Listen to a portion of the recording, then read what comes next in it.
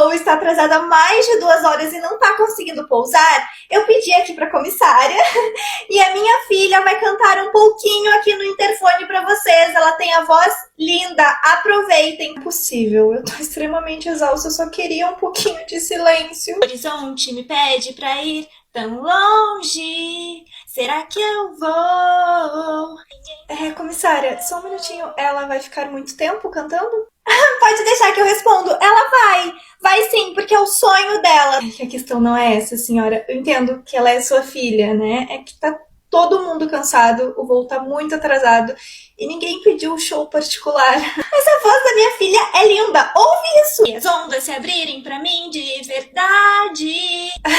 É, linda. Mas é que assim, minha senhora, podia ser um show da Broadway nesse momento que eu ia querer silêncio, entendeu? O problema é teu, querida, porque ela vai continuar. Acaba logo.